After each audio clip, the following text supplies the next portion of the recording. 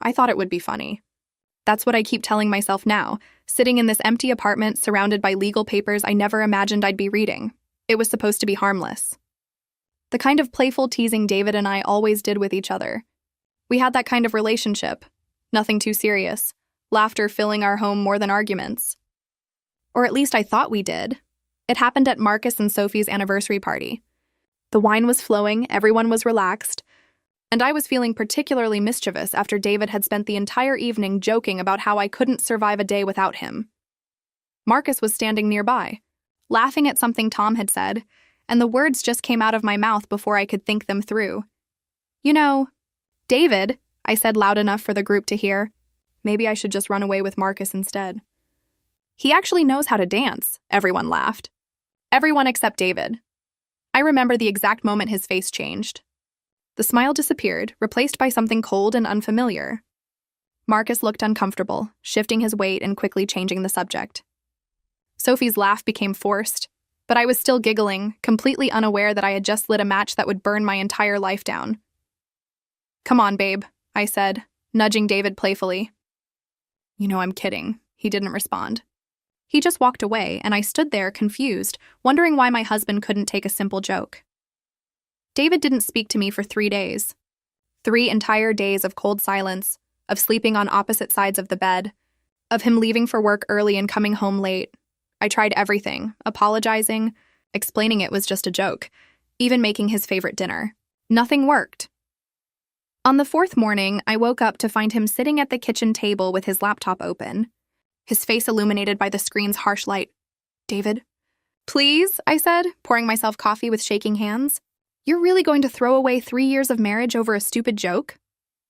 He finally looked at me and I barely recognized the person staring back. "Was it, though?" He asked quietly. "Was it really just a joke, Emma? Because Marcus has been my best friend for 10 years, and you specifically chose him. Not some random celebrity, not some fictional character. My best friend." I felt anger rising in my chest. "You're being ridiculous. I would never actually cheat on you. You know me better than this." He closed his laptop slowly, deliberately. "I thought I did. My ex-girlfriend said something similar once, remember? It started as jokes, then late-night conversations, then something more. You know what happened there? I did know. David's previous relationship had ended in betrayal, and it had taken him years to trust again. But I wasn't her. I'm not Jessica," I said firmly. "That's completely different." "Is it?" he asked, standing up. "Because from where I'm standing, you humiliated me in front of our friends. You involved my best friend in some twisted joke, and now you're angry that I'm hurt?" I wanted to argue, to defend myself, but something in his voice made me pause. For the first time, I realized this wasn't just about the joke anymore. This was about something deeper, something I had accidentally torn open. Jennifer, my best friend and lawyer, called that afternoon. "Emma, you need to take this seriously," she said. "David's been asking around about good divorce attorneys." My blood ran cold. "What? That's insane. It was just a joke." "Well, he's not laughing," Jennifer said gently, "and neither should you." I didn't believe Jennifer at first. Divorce over a joke? It seemed impossible, like something from a bad television drama. But when I came home that evening, I found David packing a suitcase. My heart stopped. "What are you doing?" I asked, though the answer was obvious. "I'm staying at my dad's for a while," he said without looking at me. "We need space." "Space?" I repeated, feeling panic rise in my throat. "David, you're overreacting. Can we please just talk about this like adults?" He zipped the suitcase closed with more force than necessary. I tried talking. "You dismissed my feelings? You called me ridiculous. You compared our marriage to a joke." "That's not what I meant," I protested. But he was already heading for the door. Before he left, he turned back one more time. "Marcus called me yesterday. He said Sophie is furious with him, with you, with all of us. She thinks there's something going on between you two. Their marriage is now suffering because of your joke. So congratulations, Emma. You didn't just hurt me. You hurt everyone." The door closed, and I stood there in the silence of our apartment, suddenly realizing the magnitude of what I'd set in motion. The next day at work, I couldn't concentrate. Sarah from HR called me into her office and my stomach dropped. "Emma, I need to address some concerns," she said professionally. There's been talk around the office about personal matters affecting your professional reputation. Someone mentioned an inappropriate comment you made about having an affair? My face burned. It was a joke at a private party. How is this anyone's business here? Sarah sighed. When it involves Marcus Riley from Riley & Associates, our partnering architecture firm, it becomes everyone's business. I'm not disciplining you, but I'm advising you to be more careful. This kind of gossip can damage careers. I left her office feeling like my world was crumbling. What had I done? Sophie called me that night. I almost didn't answer, but something made me pick up. How could you? She said immediately, her voice breaking.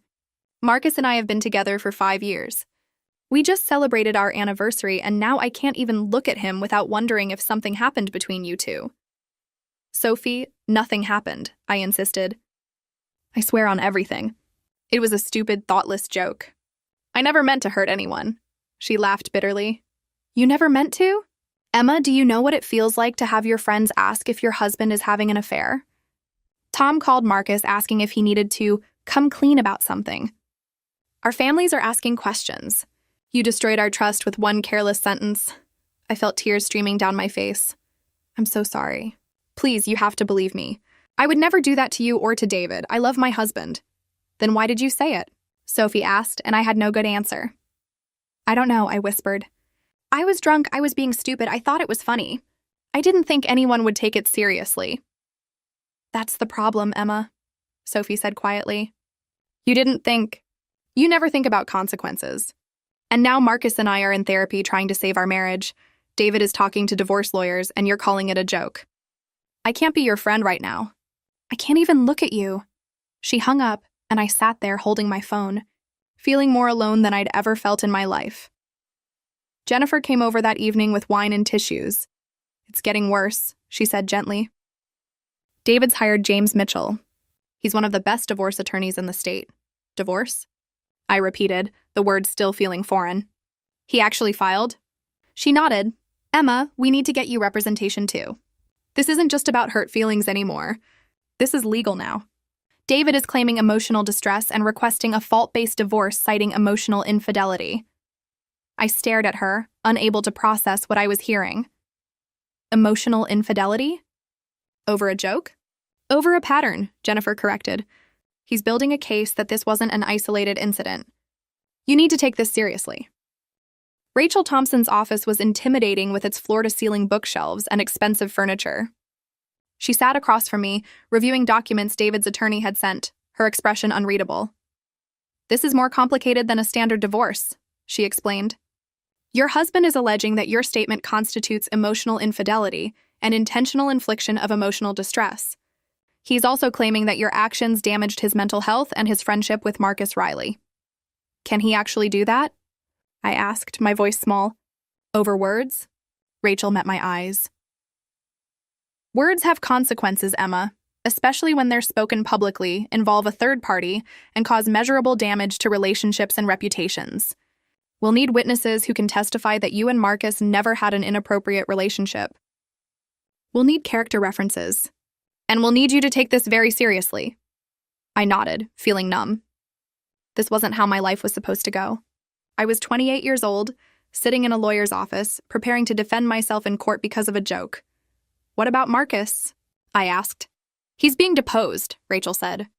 Both sides want his testimony. What he says could make or break this case. My phone buzzed. It was a message from David's father, Robert. Very disappointed in you. David deserves better. Don't contact my son. I showed it to Rachel.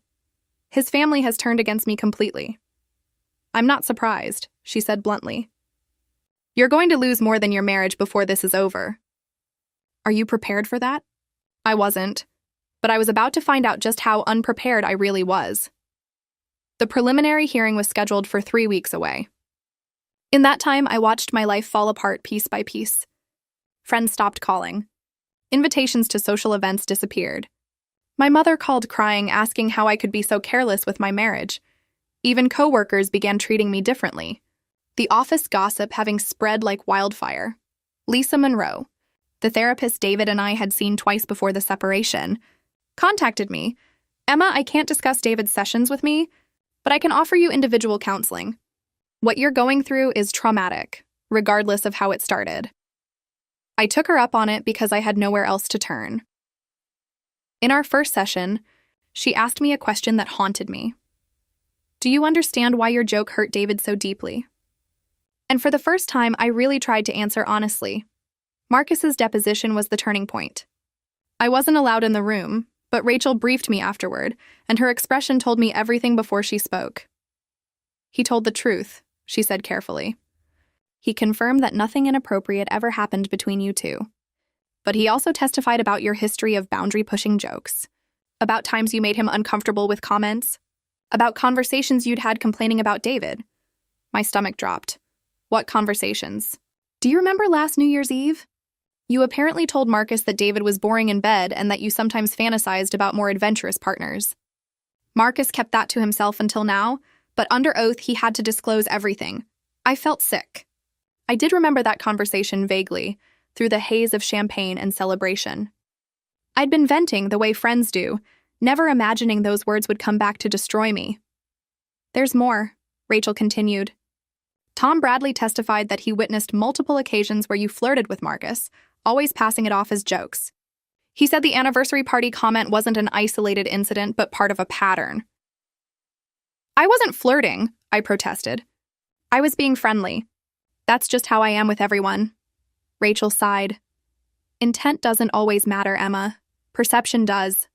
And the perception is that you repeatedly made inappropriate comments involving your husband's best friend, culminating in a public statement that destroyed trust in multiple relationships. What about Sophie? I asked weakly. Sophie also gave testimony, though it was more emotional than factual.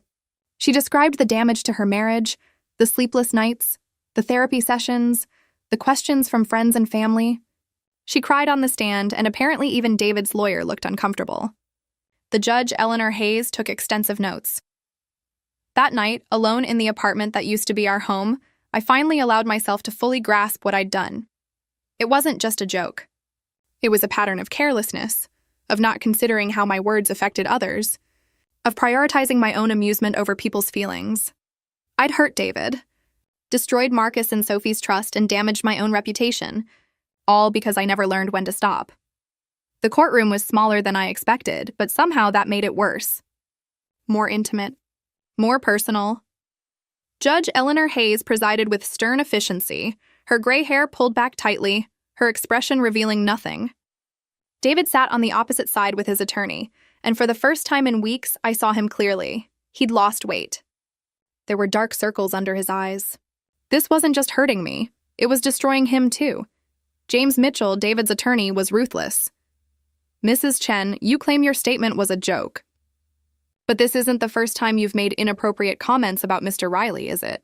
I glanced at Rachel, who nodded slightly. No, I admitted quietly. But I never meant them seriously. I never acted on anything. I never even thought about acting on anything. But you did think about them enough to say them repeatedly in front of witnesses, including to Mr. Riley directly? Yes, but... And you were aware that your husband has a history of trauma related to infidelity, correct? Yes. Yet you still chose to make these comments, including the statement at the anniversary party? It was a mistake, I said, my voice breaking. I wasn't thinking. That's the issue, Mrs. Chen, Mitchell said coldly. You weren't thinking. And your failure to think has caused measurable psychological harm to my client, damage to the Riley marriage, and destruction of a 10-year friendship. These aren't victimless jokes. When it was Rachel's turn, she did her best to humanize me, to present my side. She called Jennifer, who testified about my character, about my genuine remorse, about the fact that I'd never actually cheated. But even I could tell it wasn't enough. The most painful moment came when David took the stand. I loved her, he said, his voice steady but hollow. I trusted her completely. And she took that trust and made a joke out of it in front of everyone we know. Every time I close my eyes, I see Marcus's face, Sophie's shock, everyone laughing while my heart broke. I can't come back from that. I don't know how to trust her again. I wanted to scream that I was sorry, that I loved him, that I would do anything to take it back. But words were what got me here in the first place. Words I couldn't take back. Judge Hayes didn't rule immediately. She took 2 days to review everything. 2 days where I couldn't sleep, couldn't eat. couldn't function. When we returned to court, her expression was grave. "This is a case where poor judgment created cascading consequences," she began. "While I find no evidence of physical infidelity or intent to commit adultery, I do find that Mrs. Chen's repeated statements and actions constituted a pattern of emotional recklessness that materially contributed to the breakdown of this marriage." She granted David the divorce on fault-based grounds, citing my emotional misconduct. I was ordered to pay a portion of his therapy costs and legal fees. The judgment felt like a physical blow, the legal system formally declaring that yes, I had destroyed my own marriage with my carelessness. Outside the courthouse, I saw David one last time. He looked at me with something like sadness. Not anger anymore, just profound disappointment. "I hope you learn from this," he said quietly. "I hope you understand now that words matter, that people's feelings matter, that trust is precious." "I do," I whispered. "I understand. And I'm sorry." "I'm so sorry." He nodded once, then walked away, and I knew I'd never speak to him again. The divorce was finalized 3 months later. Marcus and Sophie moved to another state for a fresh start. Tom stopped inviting me to group gatherings. My social circle shrank to almost nothing. Jennifer stayed, loyal to the end, but even she kept a careful distance. I lost my marriage, my friends, my reputation, and my sense of self, all because I thought I was being funny. The lesson came too late, but it came with crushing clarity. Some jokes aren't worth telling. Some words can't be taken back. And sometimes the price of carelessness is everything you hold dear. 6 months after the divorce, I sat in Lisa's office for what had become a weekly ritual. Therapy was the only thing keeping me together, helping me process the magnitude of what I'd lost and why. "I've been thinking a lot about accountability," I told her. "Not just apologizing, but actually changing who I am." Lisa nodded encouragingly. "That's growth, Emma, real growth." "Tell me more." "I joined a support group for people who've lost relationships due to their own actions," I continued. "It's humbling, hearing other people's stories, realizing I'm not alone in having destroyed something precious. But it's also helpful. I'm learning about boundaries, about thinking before speaking, about respecting other people's emotional safety. I'd also started writing, journaling every day about my experiences, my mistakes, my slow journey toward becoming someone better. Sarah from work had surprisingly become an ally, recommending me for a project that helped rebuild my professional reputation. Small steps, but steps nonetheless. I'd sent letters to David, Marcus, and Sophie, not asking for forgiveness, not expecting responses, just taking full accountability. David never replied. Marcus sent a brief email. "I appreciate you taking responsibility. I hope you find peace." Sophie's response was harder. "What you did hurt us deeply. I'm glad you're working on yourself, but that doesn't undo the damage. Maybe someday I can forgive you, but not today." I accepted that. I had no right to expect more. Jennifer and I had dinner once a month now, and she watched my progress with cautious optimism. "You're different," she observed one evening. "More thoughtful, more aware." "I had to be," I said simply. "I destroyed my life. If I didn't learn from it, then it was all for nothing." My apartment was still too quiet, my bed still too empty. But I was learning to live with the consequences of my actions. Some mistakes cost everything, and all you can do is make sure you never make them again. 1 year after the divorce, I ran into David at a coffee shop. My first instinct was to run, but I forced myself to stay, to face him. He saw me, and for a moment, we just looked at each other. Then he walked over. "Hi, Emma," he said, his voice neutral. "Hi," I managed. "How are you?" "Better," he said honestly. "I'm in a good place now. Therapy helped. Time helped. How about you?" "Better too," I said. "Different, but better." I'm really sorry, David, for everything." He nodded. "I know. Jennifer told me about the work you've been doing on yourself." "I'm glad."